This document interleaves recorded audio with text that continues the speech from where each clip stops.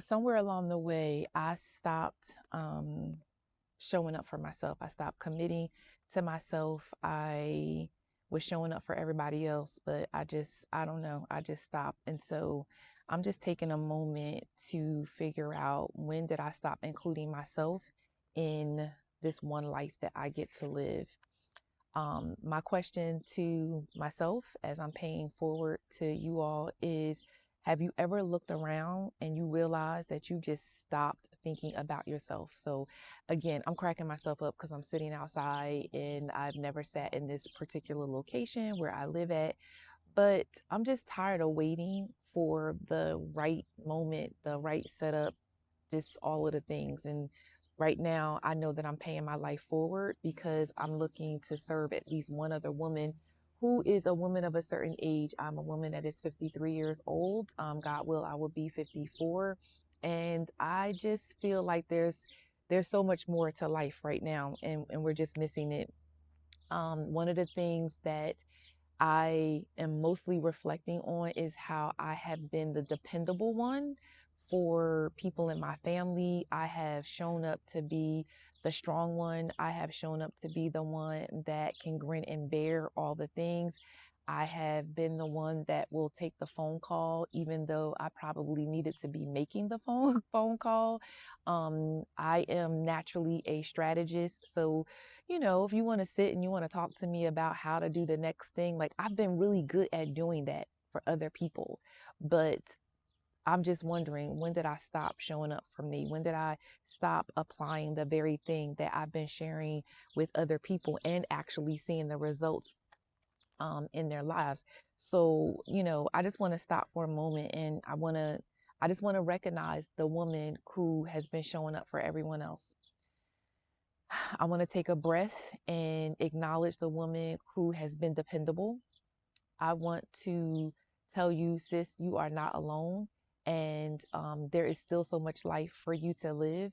I actually just got off of a phone call with one of the mothers of the church, and stay tuned because there is so much more to come with that. Because, it started off with thinking she was just going to teach me how to crochet, but the Lord showed me very quickly that this relationship was really about her giving me some insight and wisdom on how to live the second half of my life. So let me just backtrack really quickly and share with you.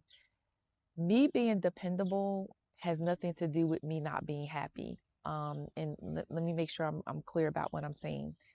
What I'm identifying is that I just was not showing up completely and fully for myself. Um, what in the world is that? Okay, sorry. I'm hearing noises. So it wasn't that I wasn't happy, because that's not the case at all. It was more about me being disconnected, because I was getting up in the morning and I was going to work and I'm checking all of the boxes and I like everything neat and clean. And I don't know. I'm sitting here right now and somebody's over here like doing water. I'm sitting close to the pool, so I don't know what they're doing. Oh, they're cleaning out their bucket. Okay, fine, whatever. But yeah, so like I'm paying my bills. I sit down every single week. I look at my finances. I'm not afraid to look at them, even though they are very scary right now. But I show up. I show up for my children. I show up for my friends. I show up for the people that I get to serve alongside. And I'm keeping my commitments. I am where I'm supposed to be. I am a rule follower. Okay. I'm a rule follower. But I wasn't really experiencing life.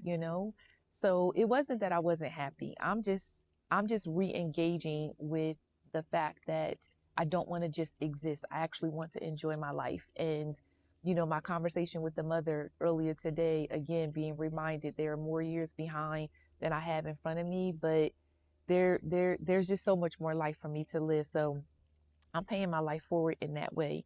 Um, Here's the other part that I think I'm like navigating, is that in life, I've discovered that we get rewarded for self sacrifice. And this is where I feel like, when I think about all of the things and roles that I've played over the year: teacher, mother, ministry leader, daughter, friend, in some cases, unsolicited therapist. walking alongside other people, just recently picking my pen back up to write. And I'm writing from a place of where God started to speak to me about this pain of dealing with the fear of rejection. And so the Lord spoke very clearly to me, come out of hiding, walk into your healing, live the kind of life that God intended, that God intended for you to live. And I want to be fearless. You know what I'm saying? Like, and I'm not talking about being arrogant. That's not what I'm saying. I'm just saying that I'm tired of waiting. I'm tired waiting for the stars to align. I'm tired of waiting for everything to actually make sense. I am really trying to fully show up in life and enjoy every single day of my life. And so, the question that I would ask to myself that I'm asking to you is, how are you showing up for yourself when you are serving as a mom, as a woman, as a wife, as a boss, as a leader? you know, is the way that you're showing up bringing you joy, or are you hiding secretly behind the fact that you just feel like you're just waking up and you're checking a box? I don't think that for me that I lost myself all at once. It happened over time. It did. Because when I look back over like my 20s and my 30s, even my 40s, I could recall like showing up. I can recall like my uncle calling me and he's like, hey, come pick me up. And he was not asking me to pick him up from around the corner. It was like jump on the highway, jump on the parkway, jump on the turnpike. And I would just jump in my car and I would go. And now it just feels like if somebody asked me to do that, I'm just like, oh Lord, be with me. Angels surround me. I don't know what happened. I don't know what happened. I don't, this person is like cleaning something out and I don't know if they just can't get it clean. But anyway, and the sun is doing whatever. So hopefully you can still see me. Okay, so the other thing, again, as I'm paying my life forward and I see all these little bugs around me, is that, loving people shouldn't require you losing yourself, right? And so I think like, yes, it's important to love your children, love your husband, love your spouse, love the people that you say you're going to love. And quite honestly, I had a conversation the other day where love is not just a noun, it is a action verb. Okay. This is where I'm realizing that I don't need permission to decide who I'm going to give all of myself to. I am single, but dating exclusively. And again, another video, another time, stick with me. This is just me paying my life forward out in this space. But somewhere along the way, again, I've been putting others' needs before me. Unconsciously, I've been doing that. Unconsciously, I've been doing that. And so I'm just taking a moment to reflect because I'm discovering myself and I'm, asking myself this question, who am I? Like, when did I stop building a life that included me? Like, it is my life, right? But I don't think I've been prioritizing myself. And again, it's not about me being selfish. I want to be really, really clear. Like, I'm just asking myself the question, like, when did I stop considering, does that work for me? I mean, I don't know. And so now I'm stopping and I'm asking the question, like, what does it look like for me to choose myself? And I want to be clear. I'm not being selfish. This is not about me being selfish. This is about me being more intentional about showing up for myself, showing up for the life that I say that I want, showing up for the life that I'm journaling about. Like, again, like I'm sitting out here, this is so new for me, but yet I feel like it's a part of, a journey that I need to take and just show it for me. Like, okay, I don't care that cars are driving and this person is still cleaning the same exact thing that they've been cleaning for the last like 3 or 4 minutes. Like, how long does it take to clean something out? Like, he's running the water over and over and over again, but whatever, it's totally fine. Okay, so let me stop because I feel like I'm getting ready to start rambling. Okay, so yes, I'm talking about being intentional, and intentionality is about me trying new hobbies. It's about me going to a coffee shop that I've never been to before. It's about me, you know, going to the farmer's market with my dad. It's about me going to Trader Joe's and getting the fresh flowers. It's about me saying no without feeling guilted. I love my children, love them, text them every day, trying not to be a helicopter mom in any kind of way. But that young one, I tell you, that prince of mine, he is something. He called me the other day talking about his grocery list and what he required. I said, do you know that you got people that is in the dorm room next to you eating ramen noodle while you around here on TikTok making these exquisite, meals? But here I am being mama, making sure that I make sure that his pockets is full. Now he working, but he hadn't gotten paid yet. But he had a grocery list that was like he was feeding, I don't know how many people he was trying to feed, but it seemed like it was a lot. So anyway, I'm not saying no. I am learning to say no without feeling guilted. And this is where I want to encourage you, that one woman that I'm talking to right now, for you to just consider, like, when someone is asking you to do something, where are you at in it? Not selfishly, but if it doesn't work for you, it just doesn't work for you.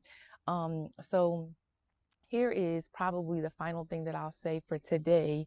I think this is how God intended for us to live, because, when I read my Bible and I think about what it says in Mark 12, I think it's verse 30 through 31, you know, I don't know. Again, it's like love your neighbor, right? Love your neighbor as you love yourself. Let's be clear, because I've spent so many years focused on loving God and loving other people that recently I've been asking, have I forgotten what it is to love the parts of me that need to be loved?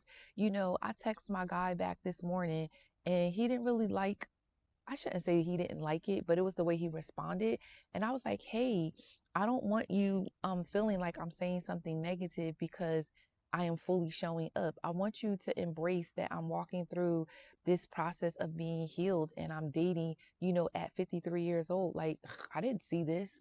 I, I did not see me dating at 53 because I spent most of my life with one person. Different conversation for another time. So, anyway, I'm on a personal discovery. I'm doing this out loud with you all. Stick with me, stay with me. Today is day 3. I'm not in any way suggesting that in 30 days life is going to be some miraculous turnaround, but it is the beginning of my journey. It is the beginning of me waking up. It is the beginning of me paying attention to my life. It's the beginning of me showing up for myself. It's the beginning of me not caring that people are looking at me while I have this camera in front of me. It's the beginning of me just doing what I feel in my heart to do. And I really do believe I'm going to serve at least one other woman. So here's what I will tell you, honey. Love yourself. Don't wait for other people to have joy. Consider yourself. Wake up, wake up, wake up. Consider, have you been asking yourself one day when, or you've been saying one day when? No, one day now, today, right now, today is the day that you are doing the things. And, you know, I just ask you, just leave a comment, let me know how me sharing out loud, processing out loud of me waking up in this midlife. You see all the things? That's drama. That's that's my signal to just go ahead and go. That's so crazy right now. All right. Come back tomorrow for day 4. All right. Peace.